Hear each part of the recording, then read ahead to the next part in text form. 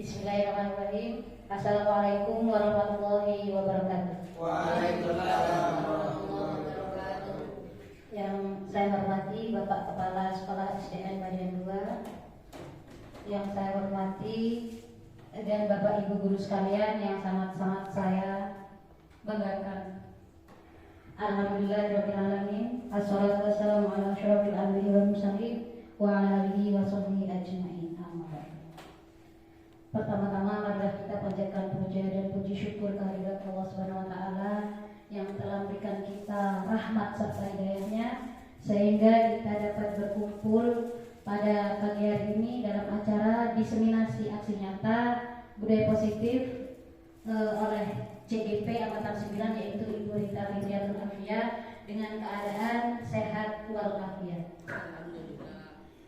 Kedua kalinya salam serta salam tak lupa kita haturkan kepada junjungan kita Nabi Muhammad SAW yang telah membawa kita dari zaman jahiliyah sampai pada zaman sekarang, itu zaman Islamiyah. Semoga kelak kita mendapatkan syafaatnya di yaumil akhir.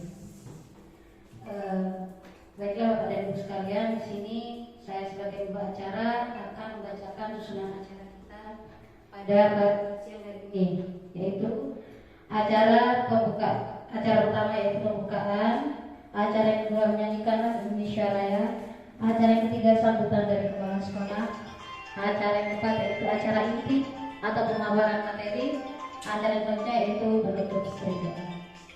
Untuk acara pertama yaitu pembukaan, marilah kita buka acara pada pagi hari ini dengan bacaan basmalah bersama-sama.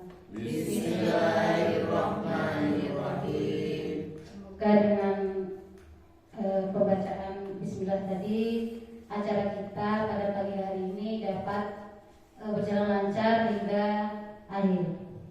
Amin. Untuk acara yang selanjutnya yaitu menyanyikan lagu Indonesia Raya. Kepada yang bertugas dan dapat disilahkan. Untuk para hadirin mohon berdiri.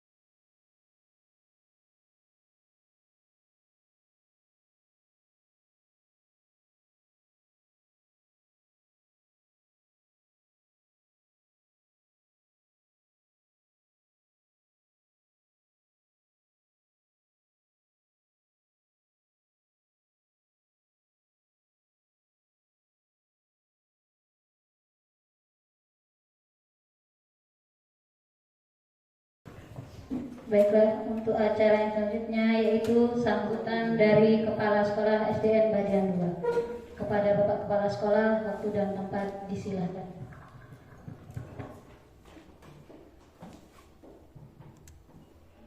Assalamualaikum.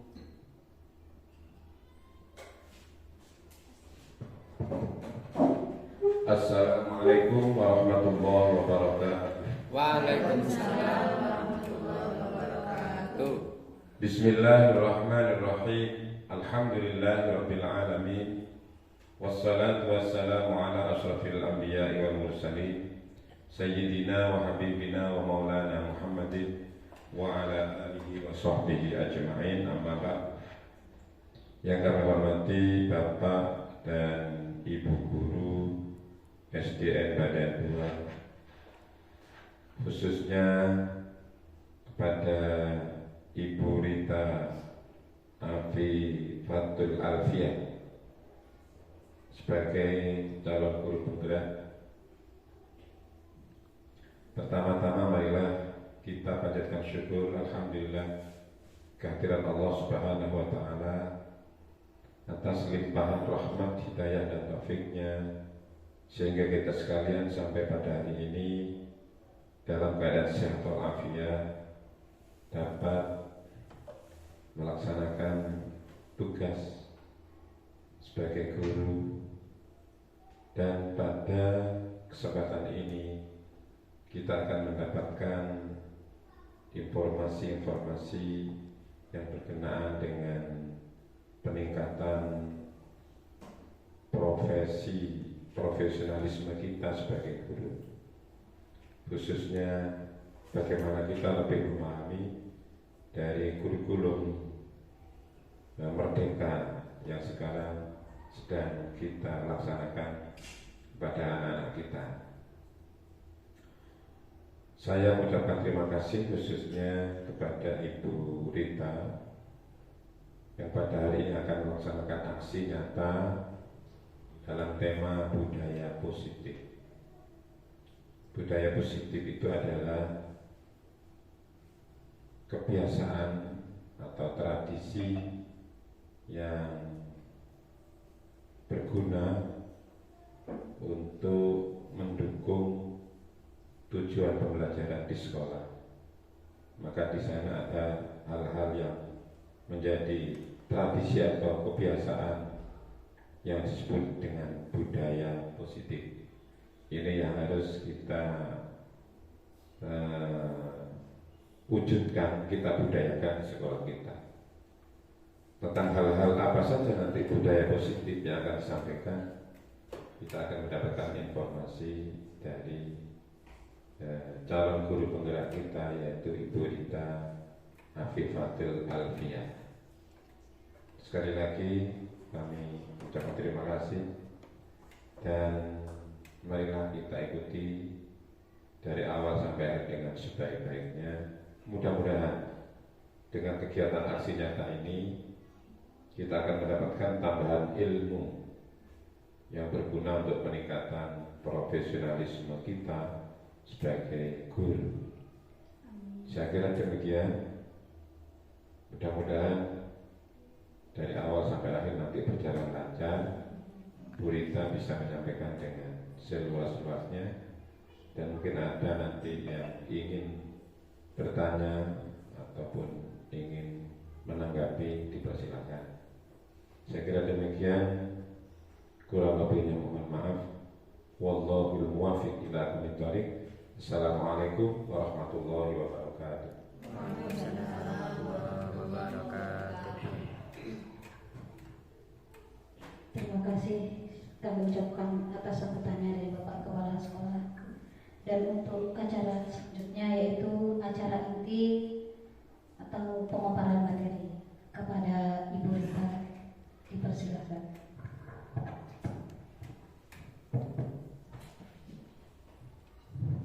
Bismillahirrahmanirrahim. Assalamualaikum warahmatullahi wabarakatuh. Waalaikumsalam warahmatullahi wabarakatuh.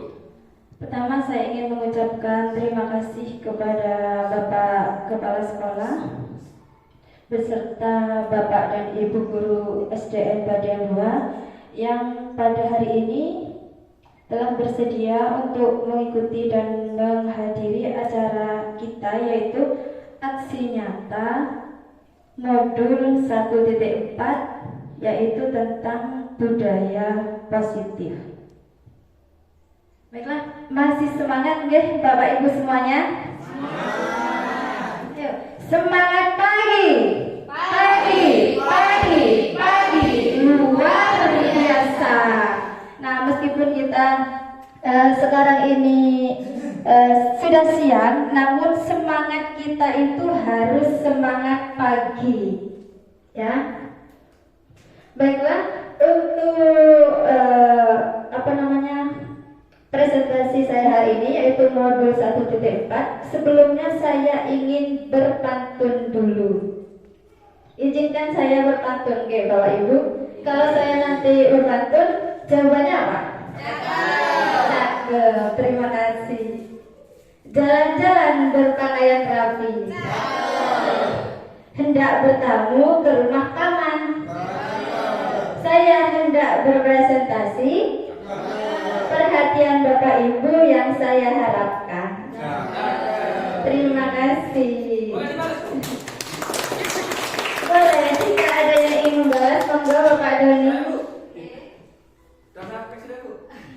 Ya, monggo Bapak Doni. Ada guru namanya Doni. Cakep. Terima kasih. Ya, terima kasih ya Pak Doni. Oke. Terima kasih bagiannya.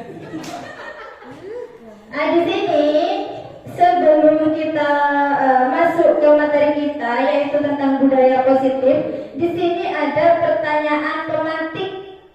Menurut Bapak Ibu, pertanyaan ini setuju atau tidak setuju?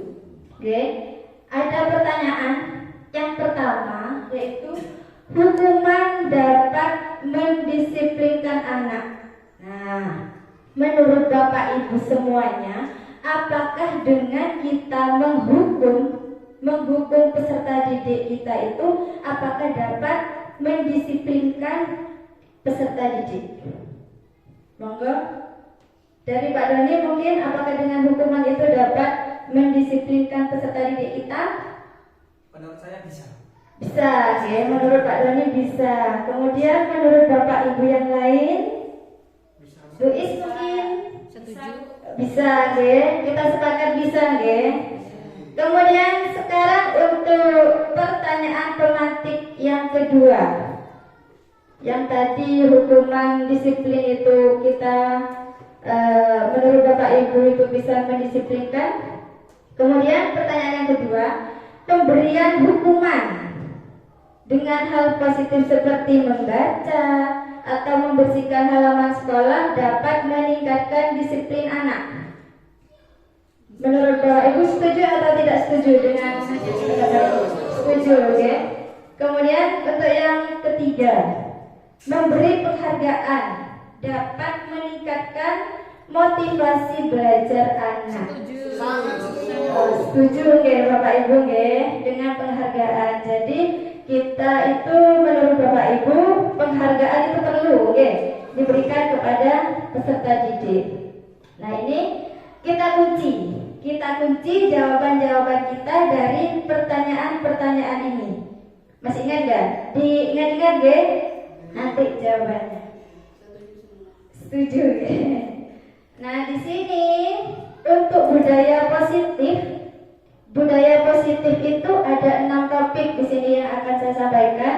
Yang pertama yaitu disiplin positif dan nilai-nilai kebajikan universal. Yang kedua yaitu teori motivasi, hukuman dan penghargaan, kemudian restitusi. Jadi nanti kita akan tahu jawabannya di sini Bapak Ibu di yang kedua, yaitu tentang hukuman dan penghargaan juga restitusi.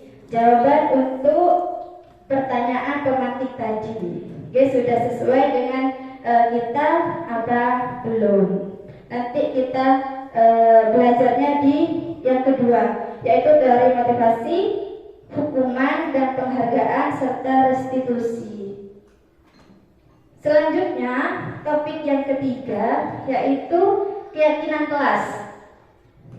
Yang keempat adalah kebutuhan dasar manusia dan dunia berkualitas.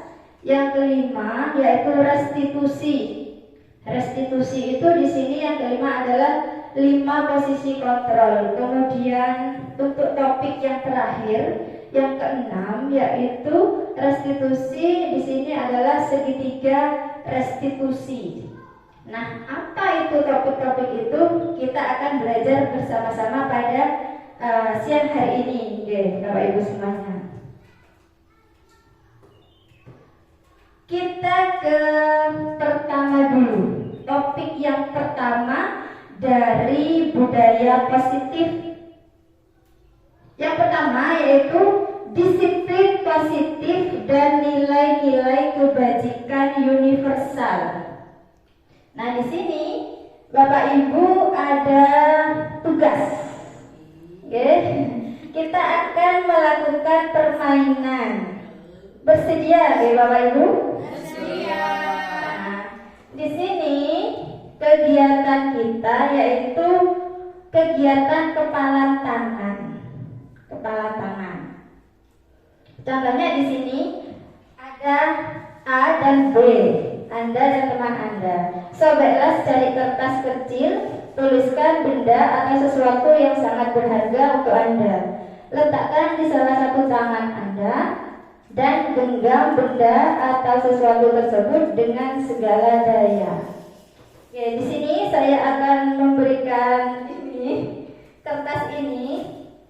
Tugas Bapak Ibu semuanya adalah menuliskan hal atau sesuatu hal yang menurut Bapak Ibu itu paling berharga. Oke, bisa berupa benda atau apapun sudah yang menurut Bapak Ibu itu sangat berharga dan Bapak Ibu itu tidak ingin melepaskannya. Oke, monggo. Ini saya berikan kemudian ditulis, ya.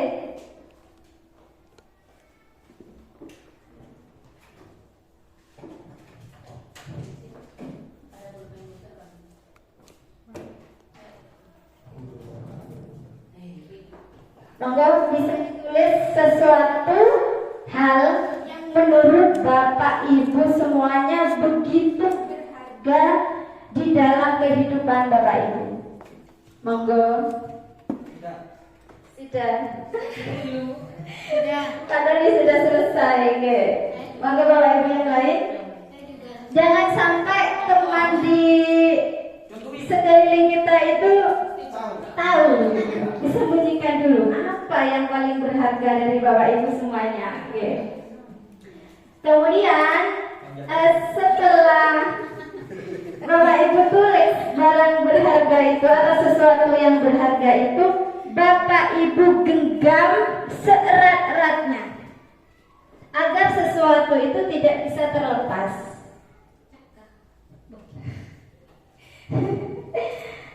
Ya, sudah.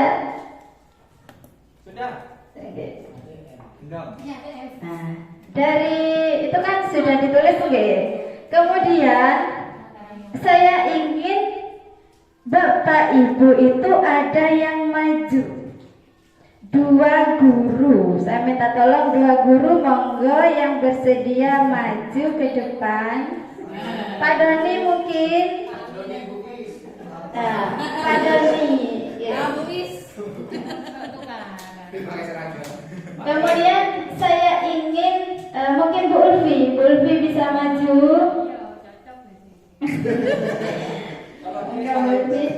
Tadi Pak Doni tetap dalam genggaman, deh. Mana kertasnya? Terima kasih Pak Doni. Nah, di sini sekarang tugasnya Ibu Ulfi. Nah, Ibu Ulfi ini merayu. Merayu, kemudian entah itu menghardik, kemudian apa namanya, bisa menyuap, sekiranya Pak Doni itu mau membuka genggamannya. Apa yang berharga dari Pak Doni itu apa? Monggo dari Bu Ulfi, monggo Bu Ulfi bisa merayu Pak Doni, bisa menghardik, bisa menghardik, membuli.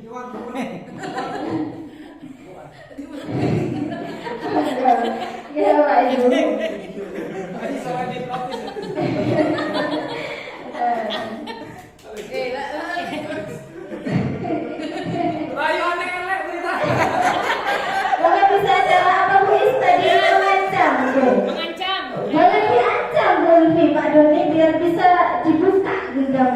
itu. Ekono ono lagi. Boleh, asalkan bisa kebuka dengan cara apapun, ya. Keloroni. Tidak bisa. Murni nyerah. Boleh. Sekarang saya ingin terima kasih Bu Lumi dan Pak Doni. Sekarang saya ingin bertanya, monggo di sini dulu. Belum selesai. Kepada Pak Doni dulu. Tadi kan Pak Doni sudah dirayu, sudah dihardik, sudah dipaksa, kemudian sudah diancam, ya. Kenapa kok Pak Doni tetap tidak ingin membuka genggaman tangannya? Menurut Pak Doni itu kenapa?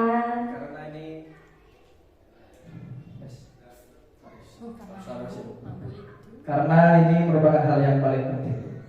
Oke, betul sekali. Karena menurut Pak Doni yang digenggam itu sangat penting sekali bagi Pak Doni. Ya. Bagi orang banyak. Ya, bagi orang banyak juga, terutama bagi Pak Doni.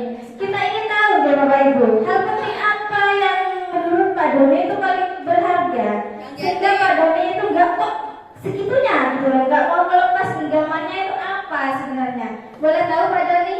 Pin ATM. Coba dirayu saya. Ternyata Pak Doni ingin dirayu. Silakan. Dibuka. Boleh dibuka. Kemudian kita beritahukan kepada Bapak Ibu guru yang lain bahwa itu adalah hal yang paling berharga.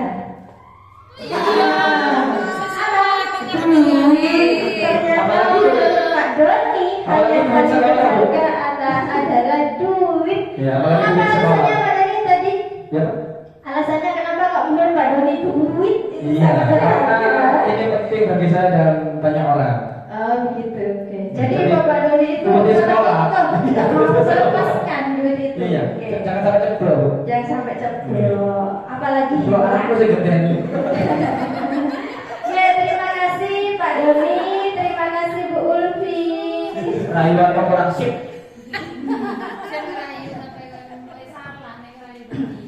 Dari Bapak Ibu semuanya, dari permainan kita hari ini yang tadi sudah dilaksanakan oleh Pak Doni dan juga Bu Ulfi, itu berkaitan dengan teori kontrol.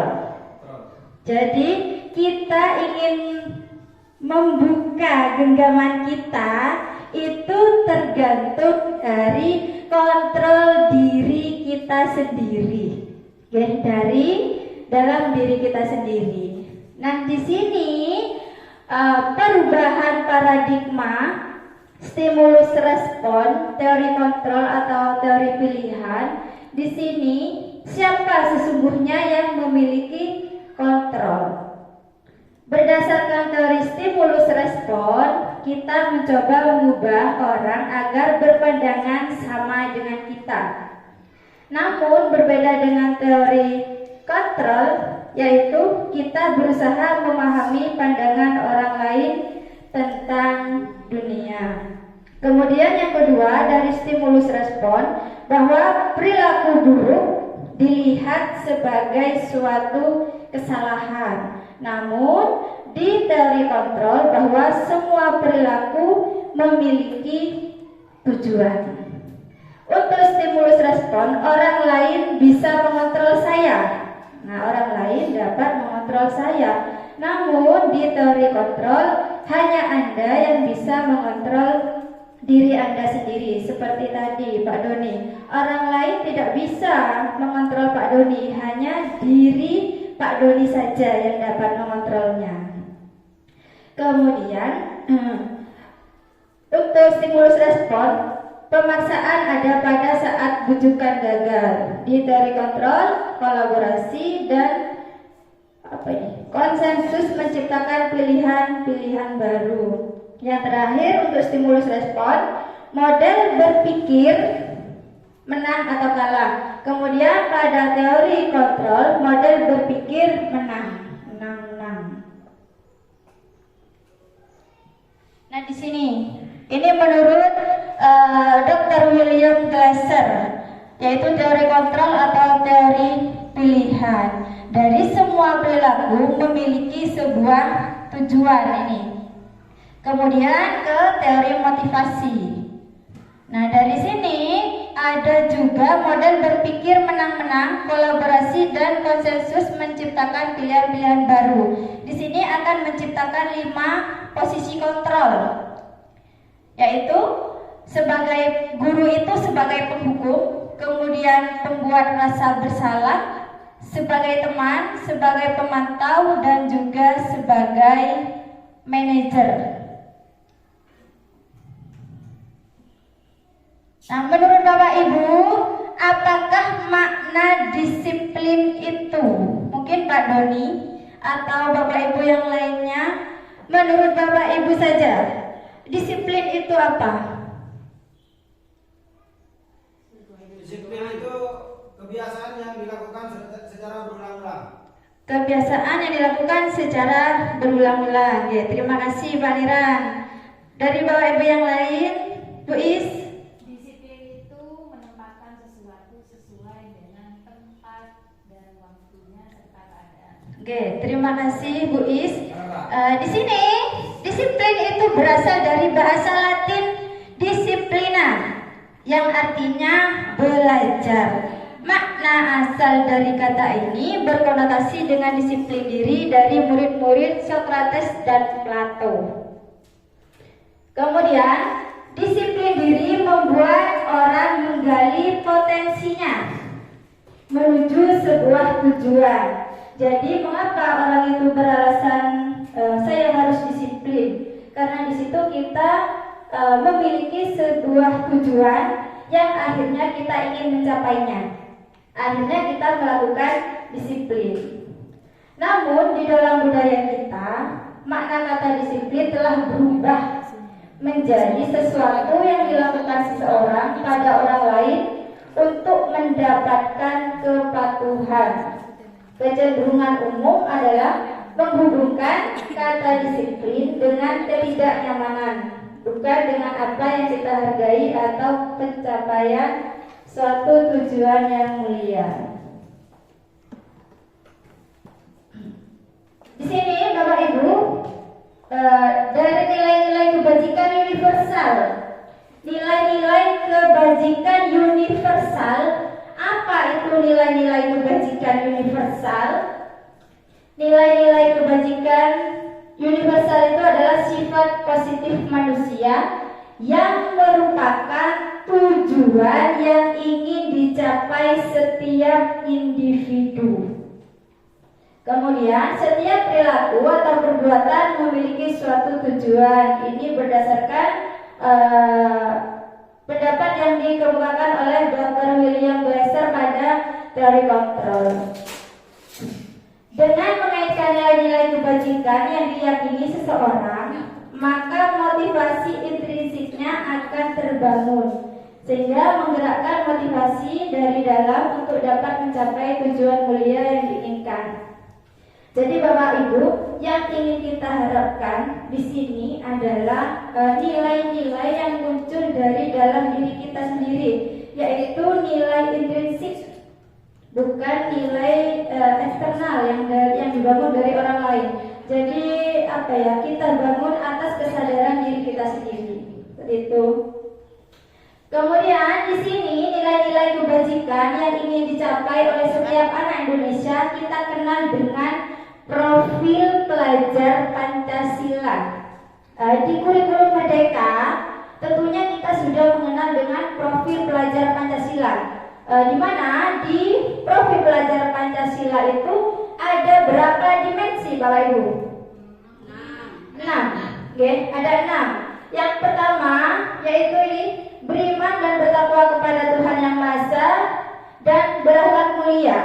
Kemudian yang kedua yaitu mandiri.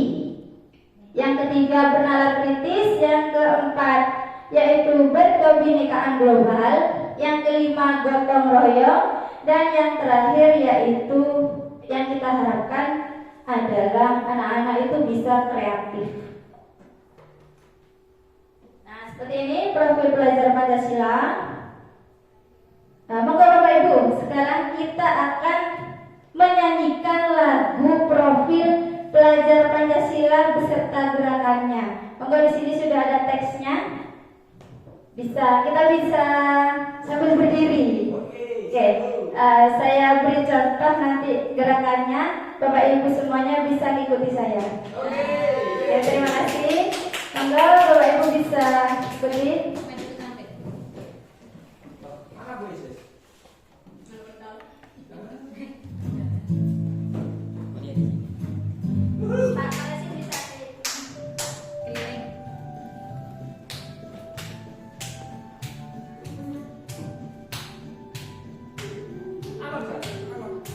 Belajar Pancasila, beriman dan bertakwa pada Tuhan Yang Esa, dan berakhlak mulia, berkebudayaan global, gotong royong mandiri, kreatif dan bernalar kritis. Beriman dan bertakwa pada Tuhan Yang Esa, dan berakhlak mulia, berkebudayaan global, gotong royong mandiri, kreatif dan bernalar kritis.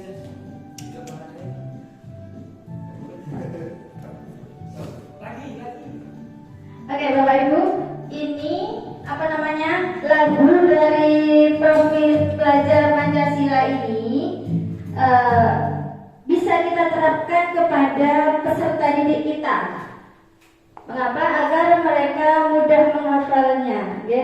Bisa kita menggunakan video, bisa kita contohkan di depan, atau kita juga bisa menyanyikannya setiap hari sebelum pembelajaran dimulai. Mengapa? Agar anak-anak itu bisa tahu apa sih profil pelajar Pancasila itu. Yang diinginkan, tujuan dari profil pelajar Pancasila itu apa? Dimensinya itu apa? Ya tadi itu yang kita harapkan itu, yaitu yang pertama, kita mengharapkan peserta didik kita itu beriman dan bertakwa dulu kepada Tuhan, dan juga berakhlak mulia. Kemudian yang kedua yang kita inginkan adalah mereka bisa mandiri. Yang ketiga bisa bernalar kritis. Kemudian yang keempat berkebinekaan global. Yang kelima yaitu gotong royong, dan yang terakhir adalah kreatif. Bisa dipahami Bapak Ibu untuk apa namanya ini? Profil pelajar Pancasila? Terima kasih. Kita ke topik yang kedua. Kalau tadi topik yang pertama yaitu tentang nilai-nilai kebajikan universal. Sekarang yang kedua yaitu tentang tentang teori motivasi, hukuman, dan penghargaan serta restitusi. Nah, di sini kita akan menemukan jawabannya tadi dari pertanyaan tematik. Oke, masih ingat jawabannya Bapak Ibu? Oke. Nah, di sini apakah jawaban kita itu sudah sesuai dengan teori ini atau belum? Oke. Kemudian untuk teori motivasi perilaku manusia. Di sini yang pertama, untuk menghindari ketidaknyamanan atau hukuman, apa yang akan terjadi apabila saya tidak melakukannya? Nah, di sini apabila murid kita itu kita berikan sebuah hukuman, nah mereka akan beranggapan apa yang akan terjadi apabila saya tidak melakukannya. Oke. Nah, di sini termasuk motivasi eksternal apa internal. Mereka itu melanggar, misalkan, oh karena saya melakukan ini kok saya dihukum, gitu ya. Akhirnya mereka tidak melakukannya karena apa? Karena mereka mendapatkan apa? Hukuman. Lah, berarti motivasi itu atas kesadaran diri apa karena hukuman? Hukuman. Berarti itu muncul dari motivasi eksternal, bukan dari kesadaran diri mereka sendiri, bukan dari internal. Kemudian untuk mendapatkan imbalan dari orang lain atau institusi, apa yang akan saya dapatkan apabila saya melakukannya? Nah, itu sama seperti tadi, termasuk motivasi eksternal. Nah, kemudian yang ketiga ini untuk menghargai diri sendiri. Nah, saya akan menjadi orang yang seperti apa bila saya melakukannya. Nah, itu adalah pemikiran dari dalam diri siswa. Kalau saya melakukan ini, apa yang akan terjadi pada diri saya? Nah, itu merupakan motivasi intrinsik dari dalam diri siswa. Nah, di sini saya ada pernyataan bahwa dihukum oleh penghargaan. Menyatakan bahwa penghargaan itu berlaku sama dengan hukuman. Dalam arti meminta atau membujuk seseorang melakukan sesuatu untuk memenuhi suatu tujuan tertentu dari orang yang meminta atau membujuk. Nah, di sini menurut teori yang disampaikan oleh Alfikon bahwa penghargaan itu sama dengan hukuman. Mereka akan melakukannya karena apa? Karena ada motivasi dari eksternal, bukan dari dalam diri mereka sendiri. Contohnya seperti ini. Menurut Bapak Ibu tadi, penghargaan itu baik, guys, setuju. Kita berikan penghargaan kepada siswa itu setuju. Setuju, guys, jawabannya. Nah, di sini menurut teori yang ada sekarang bahwa penghargaan itu sama halnya dengan hukuman. Jadi hanya memberikan efek sementara. Nah, contohnya seperti ini. Saya akan belajar nilainya biar bagus, biar sama gurita, diberi hadiah. Nah, di situ anak-anak belajar bukan karena keinginan, bukan dari dalam diri, namun karena adanya hadiah. Kalau misalkan gurunya tidak memberikan hadiah, maka mereka tidak akan belajar, tidak akan termotivasi untuk belajar. Karena apa? Karena penghargaan di situ adalah motivasi eksternal dari orang lain, bukan kesadaran dari siswa. Contohnya lagi di realitanya saat ini yang lagi viral itu adalah lomba voli. Oke, Pak Doni, lomba voli. Nah, di sini Pak Doni dan teman-teman di sini kan terpacu untuk berlatih karena di situ ada apa? Ada juara. Oke, ada penghargaan. Jadi Pak Doni dan Bapak Ibu yang lain akhirnya bersemangat untuk mendapatkan juara. Oke. Nah, apabila lomba tersebut tidak memberikan sebuah penghargaan, misalkan yang penting berpartisipasi, apakah Bapak Ibu itu akan semangat berlatih? Kurang bersemangat, ya. Berarti untuk saat ini penghargaan itu tidak disarankan karena hanya akan bersifat sementara dan itu bukan dari intrinsik siswa, bukan dari dalam diri siswa, bukan keinginan siswa sendiri. Jadi termotivasi karena adanya pihak luar eksternal. Bagaimana untuk jawaban Bapak Ibu tadi yang katanya penghargaan itu setuju? Setelah kita belajar tentang teori ini, tentang hukuman dan penghargaan, apakah berubah pendapatnya? Berubah, bahwa sebuah hukuman itu dan penghargaan itu untuk saat ini tidak disarankan. Kenapa? Karena itu tidak muncul dari dalam diri siswa itu sendiri. memunculkan agar muncul dari keinginan dalam diri siswa itu sendiri.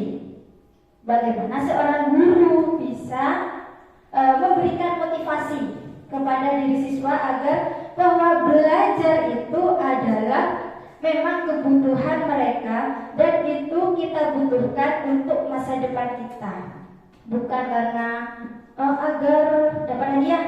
Bukan hanya seperti itu. Jadi kita harus bisa memunculkan kesadaran diri siswa. Di sini pengaruh jangka pendek dan jangka panjang, kemudian penghargaan juga merusak hubungan. Contohnya di kelas, penghargaan apa ya? Kok penghargaan itu dapat merusak sebuah hubungan? Contohnya di dalam kelas, ada satu anak yang kita beri penghargaan. Akhirnya kan kemungkinan terbesarnya ada siswa lain yang iri seperti itu. Akhirnya apa? Dapat merusak hubungan antar siswa. Kemudian penghargaan juga menurunkan kualitas. Nah, seperti tadi yang saya sudah berikan contoh, mereka belajar itu hanya karena sebuah penghargaan, bukan dari dalam diri mereka. Berarti kualitasnya itu menurun hanya karena sebuah penghargaan atau hadiah. Kemudian penghargaan juga mematikan kreativitas, dan penghargaan itu mengurangi utamanya motivasi intrinsik dari dalam diri siswa. Nah, di sini saya ingin memberikan tugas kepada Bapak Ibu semuanya, yaitu tugas perbedaan hukuman dan konsekuensi. Nah, beda nih Bapak Ibu, hukuman dan konsekuensi itu berbeda. Kalau hukuman itu kita menghukum secara fisik, kalau konsekuensi itu kita menggantinya dengan hal-hal yang berguna bagi peserta didik itu sendiri, dan itu sudah menjadi kesepakatan bersama. Yang pertama, di sini saya mempunyai soal bahwa mencatat 100 kali di dalam buku kalimat saya tidak akan terlambat lagi karena terlambat ke sekolah. Menurut Bapak Ibu, hukuman apa konsekuensi untuk yang pertama ini? Konsekuensi? Bisa hukuman, bisa konsekuensi. Kalau misalnya saya bisa melakukan hukuman, kalau menulisnya tidak tertata, jadi pokoknya hanya menulis, saya tidak akan terlambat lagi hukuman. Tapi itu bisa menjadi sebuah konsekuensi kalau di sana ada perintah lain mencatat 100 kali dengan menggunakan huruf tegak bersambung. Itu bisa menjadi Konsekuensi. Itu sudah berarti sudah kesepakatan bersama Bu Is. Terima kasih Bu Is. Kemudian yang kedua, lari mengelilingi lapangan basket 2 kali karena terlambat hadir di sekolah. Ini biasanya yang menghukum ini guru olahraga. Ini males tuh. Ini menurut males tuh. Ini hukuman apa konsekuensi? Males tuh, monggo. Hukuman, ya, hukuman. Terus yang ketiga, murid diminta untuk push up 15 kali karena tidak menggunakan masker ke sekolah. Guru olahraga juga. Oh, ini hukuman. Kita lihat di sini ya. Di sini sudah ada mencatat 100 kali. Betul-betul Luis yaitu hukuman. Kemudian yang kedua, lari mengelilingi lapangan basket 2 kali adalah hukuman. Murid diminta push up 15 kali, tidak menggunakan masker itu hukuman. Nah, di sini Bapak Ibu, untuk hukuman itu tadi kita kan sepakat sudah tidak boleh dilaksanakan, tidak boleh diberikan kepada peserta didik kita. Nah, sebagai gantinya hukuman adalah namanya konsekuensi. Di sini konsekuensi itu kita sudah melakukan kesepakatan kelas. Intinya itu keyakinan kelas atau kesepakatan kelas yang sudah kita diskusikan bersama dengan peserta didik kita. Misalkan siswa saling menghargai antar teman. Nah, di situ kok ada siswa yang bertengkar, artinya kan mereka melanggar kesepakatan yang ada. Nah, kita memberikan konsekuensinya sesuai apa yang sudah kita sepakati bersama. Seperti itu. Nggak boleh sekarang itu kita harus menghukum, apalagi secara fisik itu tidak disarankan. Seperti itu. Kemudian perbedaan hukuman dan konsekuensi.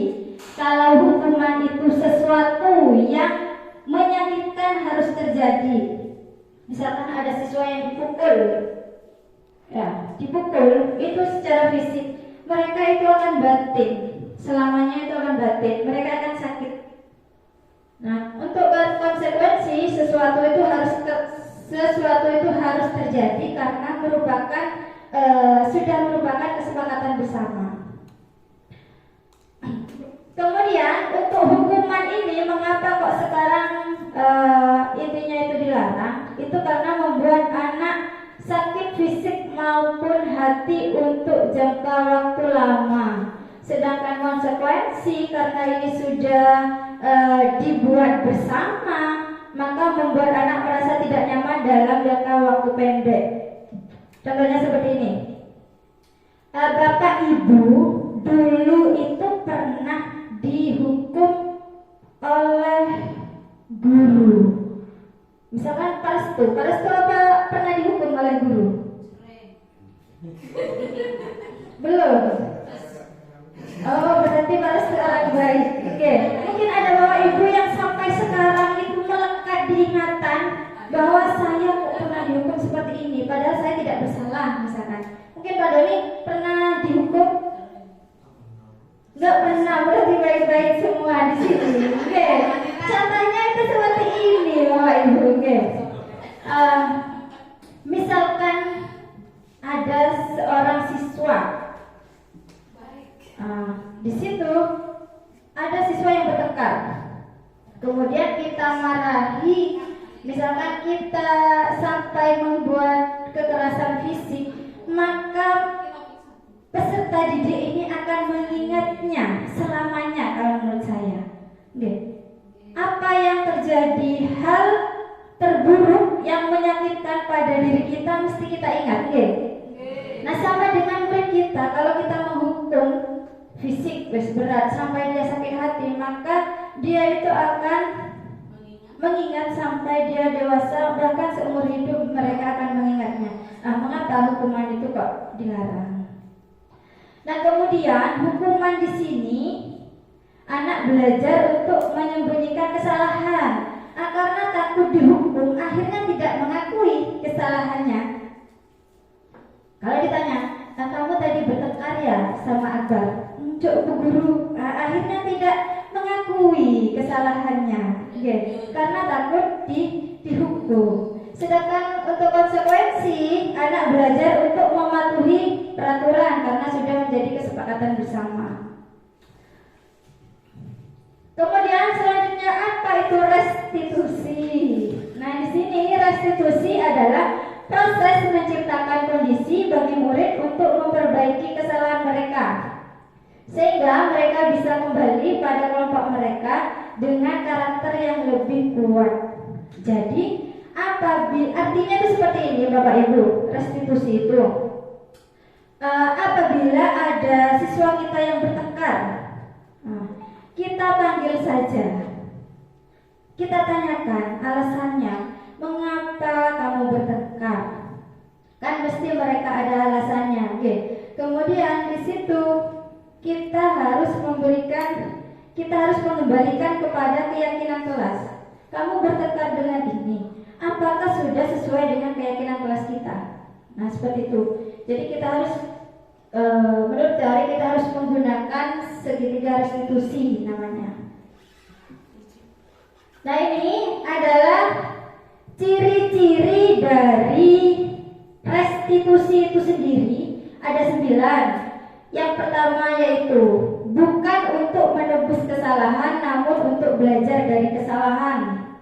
Jadi mereka itu karena tidak mendapat hukuman, akhirnya mereka belajar untuk memperbaiki kesalahan dan tidak mengulanginya lagi.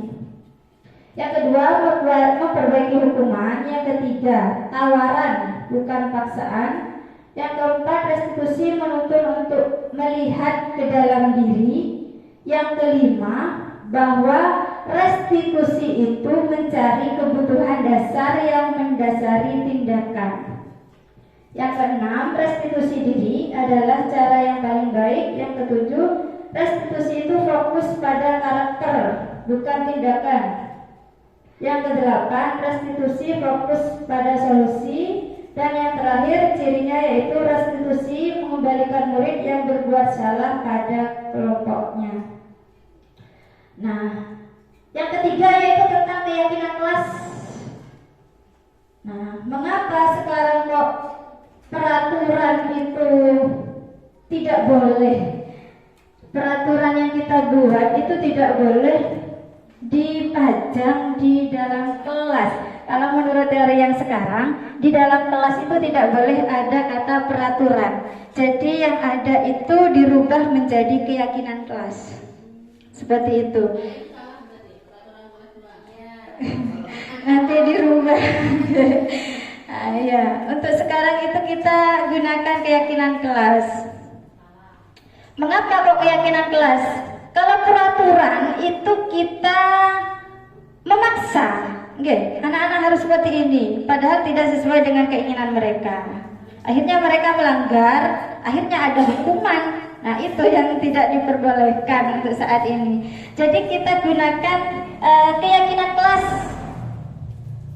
Keyakinan kelas itu kita bentuk berdasarkan hasil diskusi dengan murid kita, apa yang mereka inginkan, apa yang ingin mereka bawa. Kelas kita ingin yang mereka inginkan itu kelas seperti apa? Seperti itu. Misalkan di situ, Bu, tidak boleh bertengkar. Nah, untuk keyakinan kelas itu kita gunakan kalimat positif. Nah, kalau tadi tidak boleh bertengkar, berarti itu artinya apa? Saling menghargai. Berarti keyakinan kelasnya bukan tidak boleh bertengkar, namun saling menghargai. Nah, seperti itu. Rukun, harus rukun. Terus apa lagi? Bu Fatim mungkin ada masukan? Gak ada. Nah, dilarang makan kelas itu termasuk peraturan, termasuk peraturan. Kalau keyakinan kelasnya gimana? Apa ya? Apa? Makan harap kalau ingin makan, misalkan makan setelah istirahat atau di luar ruangan, seperti itu. Jadi kalimat positif, jangan sampai kita menyuruh. Itu tidak boleh menyuruh, dilarang gitu. Sekarang tidak diperbolehkan.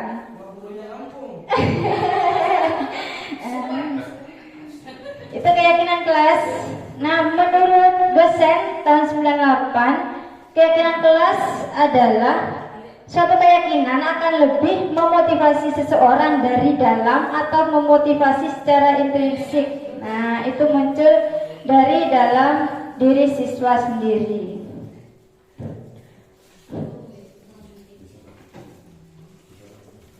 Nah, di sini ada tujuan menumbuhkan budaya positif. Tujuan dari menumbuhkan budaya positif melalui keyakinan kelas. Yang pertama yaitu dapat mengenalkan keyakinan kelas pada peserta didik. Yang kedua dapat menyusun keyakinan kelas bersama peserta didik. Dan yang ketiga tujuannya yaitu membiasakan penerapan keyakinan kelas untuk menumbuhkan self-disiplin pada peserta didik. Nah, sekarang saya ingin meminta Bapak Ibu semuanya untuk mempraktekkan keyakinan kelas kita. Monggo. Siapa yang ingin usul pertama? Mungkin Pak Restu. Kelas kita ini mau dibawa kemana? Yang Pak Restu inginkan kelas kita itu seperti apa? Monggo Pak Restu. Apa yang seperti apa Pak Restu? Pak Restu, monggo Pak Guru olahraga. Jalan di kelas. Dibawa ke mana? Gimana kelasnya? Jangan di kelas Iya, pengen yang seperti apa Pak Restu? Hah? Yang kondusif Bu. Yang kondusif. Nah, pinter ini Pak Restu. Kalimatnya sudah positif, tidak ada dilarang. Maka dari Bapak Ibu yang lainnya, mungkin Bu Is atau Bu Ulfi, Bu Hatim, Pak Nirang. Yang menyenangkan, boleh. Kemudian apa lagi? Pak Doni? Iya. Maka Pak Doni? Pak Doni apa? Gimana? Harus yakin pada diri sendiri, percaya diri, percaya diri, Pak Doni. Kemudian Bu Hatim, ingin kelasnya seperti apa? Oh, kreatif. Ya, mandiri. Akhirnya kita ke apa? Akhirnya tercipta dimensi profil pelajar Pancasila. Itu yang diharapkan. Nah, betul sekali di situ. Oke. Dari keyakinan kelas ini, seperti tadi kita sudah membuat contoh keyakinan kelas. Nah, seperti itu sudah yang kita terapkan kepada diri siswa. Kalau sudah terbentuk keyakinan kelas itu, maka kita membuat konsekuensinya apabila kesepakatan kelas itu dilanggar. Misalkan seperti tadi, Pak Doni apa? Percaya diri, yakin, misalkan. Nah, di situ ada siswa yang takut, gitu ya. Konsekuensinya apa? Seperti itu. Kemudian apa tadi, Pak Restu? Kondusif. Kondusif artinya tenang. Ya, sangat tenang. Oke. Kalau misalkan kelasnya gaduh, biasanya kalau muridnya seperti Pak Doni itu gaduh, ya kelasnya. Nah, misalkan kelasnya gaduh, artinya kelas itu sudah melanggar keyakinan kelas. Keyakinan kelas yang mana? Kondusif seperti tadi. Nah, kita buat sepakatan. Kalau melanggar apa kesepakatannya? Ya, seperti itu. Apa Pak Nira? Konsekuensinya. Konsekuensinya kalau misalkan dilanggar yang tidak memberatkan siswa, seperti itu. Oke, misalkan bisa membaca, ngarang, seperti itu. Yang penting kita tidak memberikan konsekuensi fisik atau hukuman fisik.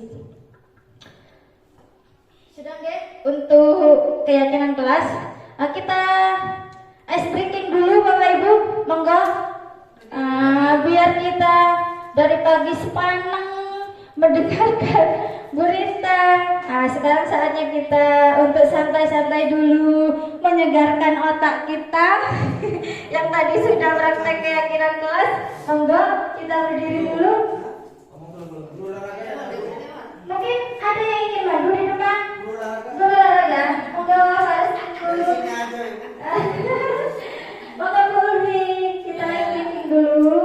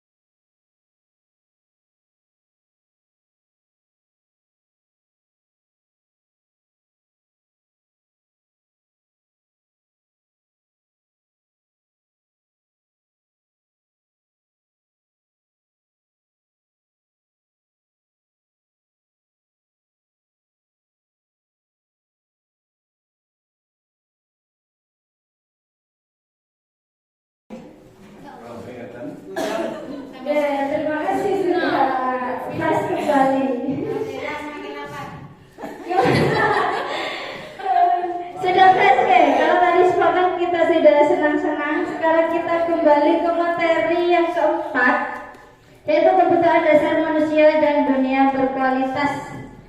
Kebutuhan manusia itu ada 5, yaitu yang pertama bertahan hidup. Semuanya ingin bertahan hidup. Kemudian yang kedua penguasaan atau power. Yang ketiga itu kebebasan, ingin bebas.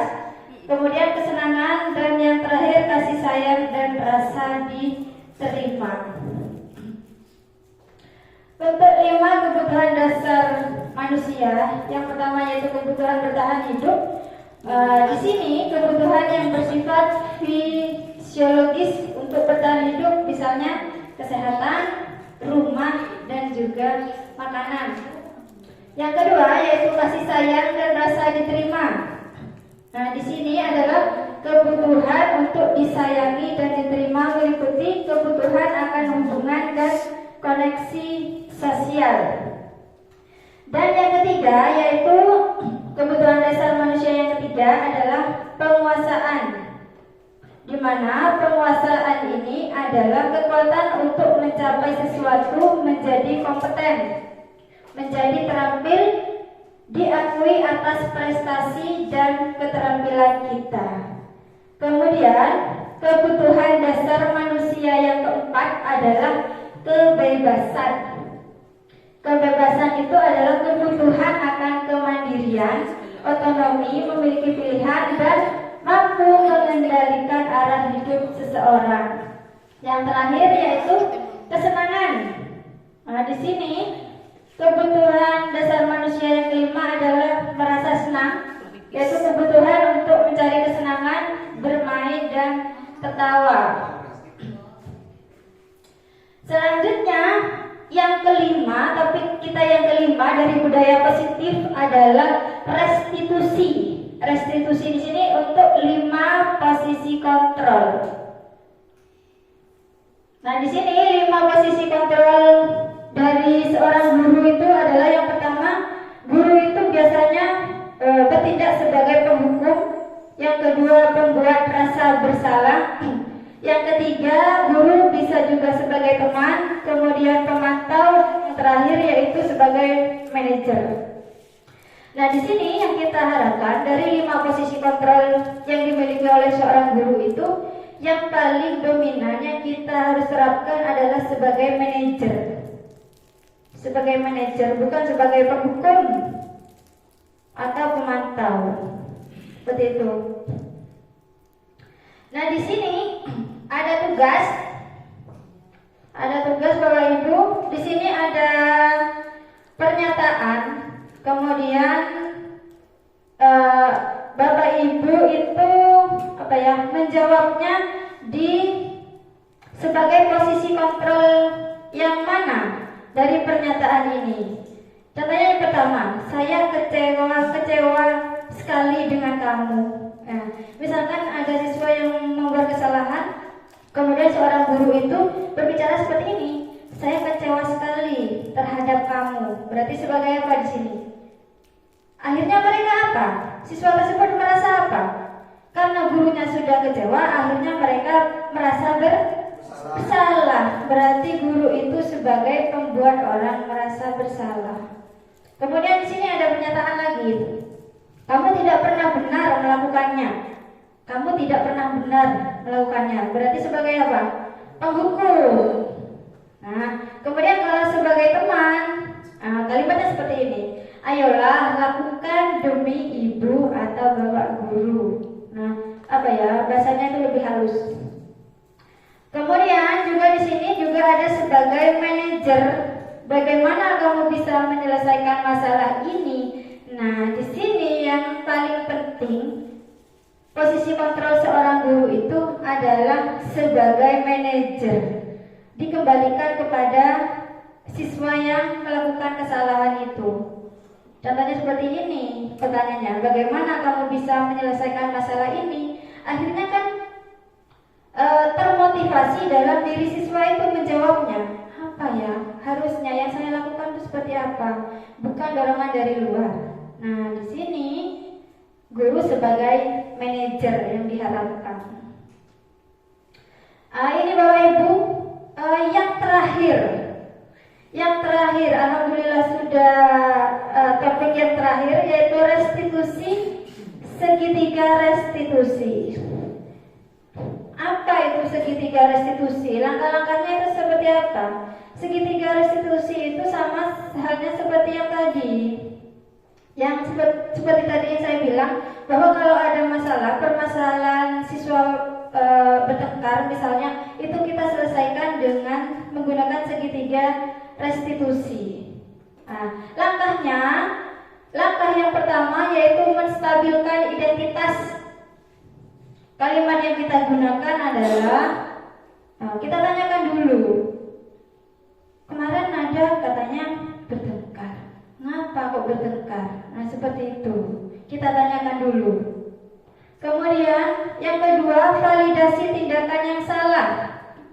Kalimat yang digunakan adalah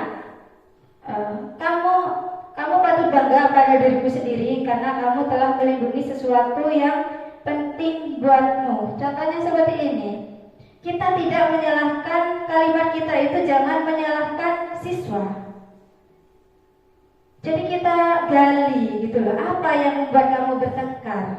Nah, itu akhirnya siswa kan muncul dari dalam diri siswa. Akhirnya mereka bercerita. Nah, itu langkah untuk validasi.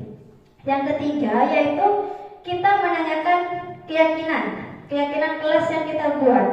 Nah, kalau contohnya seperti ini. Kalau kamu itu bertengkar dengan temannya, apakah sudah sesuai dengan keyakinan kelas kita?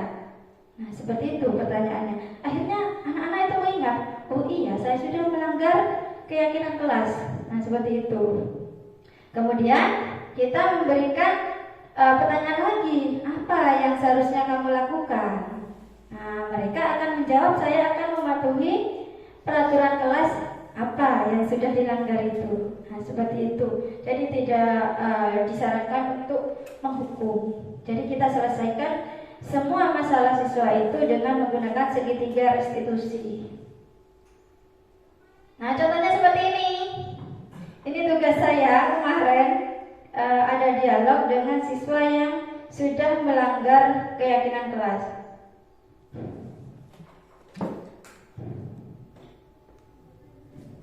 Nah, contohnya di sini ada salah satu siswa yang tidak mengerjakan tugas dan tidak mengumpulkan tugasnya.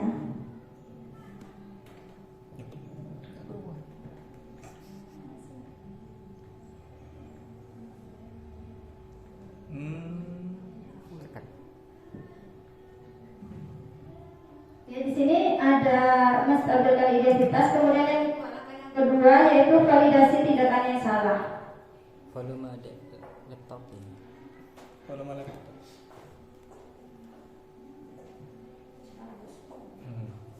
Sudah.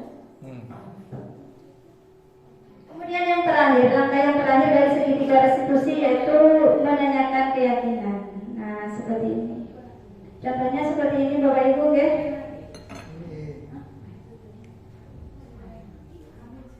Nah, Bapak Ibu semuanya, terima kasih untuk budaya positif kita pada hari ini, aksi nyata budaya positif kita hari ini. Yang pertama, ya tadi ada 6 ya, ada 6 topik yang sudah kita selesaikan. Terima kasih semuanya. Ini sudah ketemu dengan pantun lagi. Kalau tadi kita awali dengan pantun, maka kita akan akhiri dengan pantun pula. Oke. Di langit ada pelangi, cakep. Tak lupa aku hitung warnanya. Cukup sekian dari kami. Terima kasih atas perhatiannya. Terima kasih Bapak Ibu semuanya. Saya akhiri. Wabillahi taufiq wal hidayah. Wassalamualaikum warahmatullahi wabarakatuh.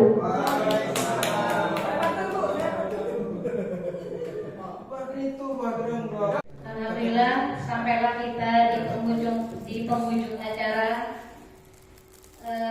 Semoga apa yang disampaikan Ibu Rita tadi tentang budaya positif kiranya dapat bermanfaat untuk kita semua. Amin. Baik bagi guru kelas maupun guru yang lain. acara selanjutnya yaitu penutup strip doa kepada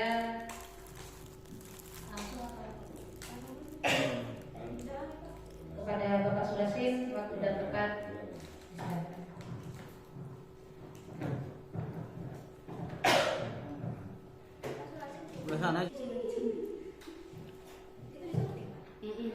Allahumma sholli ala sayyidina Muhammad wa ala sayyidina Muhammad alhamdulillahi rabbil alamin. Baiklah Bapak dan Ibu sekalian, sebelum saya tutup acara pada siang hari ini, saya sebagai pengacara mohon maaf apabila ada dalam membawakan